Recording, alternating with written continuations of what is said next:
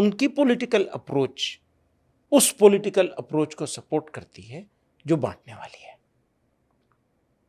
اور اس سے ان کو بھی کچھ فائدہ ہوتا ہے، دوسروں کو اس سے بھی زیادہ فائدہ ہوتا ہے۔ بی جے پی کی آنے کی ساری ذمہ داری اویسی صاحب پر ہے، یہ تو بالکل بکواس ہے، یہ تو بالکل لغو بات ہے۔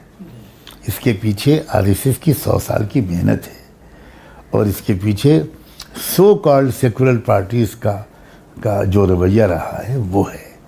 اویسی صاحب کی وجہ سے بی جے پی آئی، یہ تو کوئی بالکل ہی بے خبر آدمی کہہ سکتا۔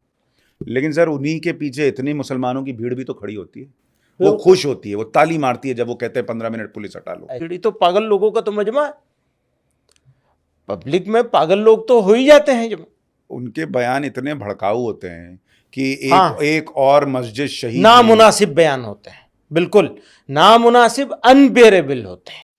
ہمیں بالکل کر لیجئے این آر سی بہت بڑھیا، کیونکہ دیکھیں بیچ میں مال منصفانہ طریقے سے، صحیح طریقے سے، کاغذ نہیں دکھائیں گے، صحیح فارمیٹ میں صحیح طریقے سے این آر سی لائی جائے اور سارے ملک کا ایک رجسٹر آف سٹیزن شپ بنایا جائے۔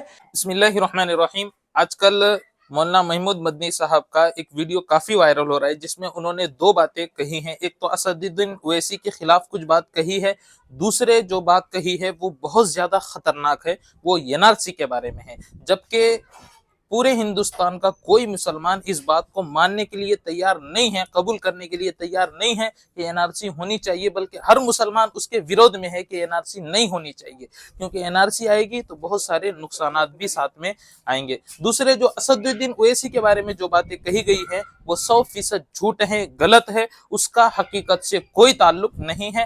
بہت سارے لوگوں نے مولانا محمود مدنی کے خلاف کچھ باتیں کہی ہے۔ مولانا محمود مدنی اسد الدین اویسی کے خلاف ہیں، ہاں خلاف ہیں۔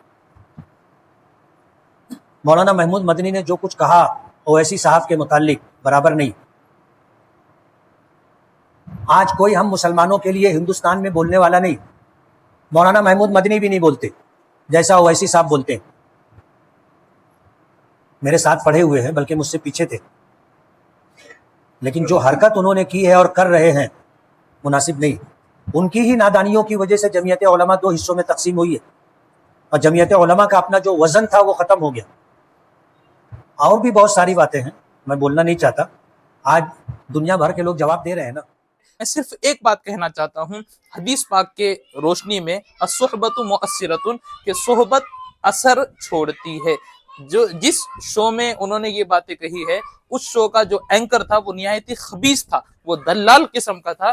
جب اس کے ساتھ وہ بیٹھے تو اس کے اثرات یقینی طور پہ آنا ضروری ہے، کیونکہ حدیث میں بھی ہے کہ صحبت کا اثر ہوتا ہے، مثالوں سے سمجھایا گیا ہے۔ اگر تم لوہار کے پاس بیٹھو گے تو لوہے کا اثر آئے گا، آگ کا اثر آئے گا۔ عطر والوں کے پاس بیٹھو گے تو عطر کا اثر آئے گا۔ اسی طرح اگر کوئی شخص اچھے لوگوں کے ساتھ بیٹھ رہا ہے تو اچھا اثر آئے گا، اور اگر ایسے خبیث اینکروں کے ساتھ بیٹھ رہا ہے تو اس کے اثرات آنا یقینی ہے۔ لہٰذا اس میں کوئی پریشان ہونے کی بات نہیں ہے۔ مولانا محمود مدنی کو یقیناً افسوس ہوا ہوگا، یقیناً انہوں نے جو ہے اس بات کے اوپر غور کیا ہوگا۔ انشاءاللہ رجوع بھی ان کا جلد سے جلد آ جائے گا، آپ انتظار کیجیے۔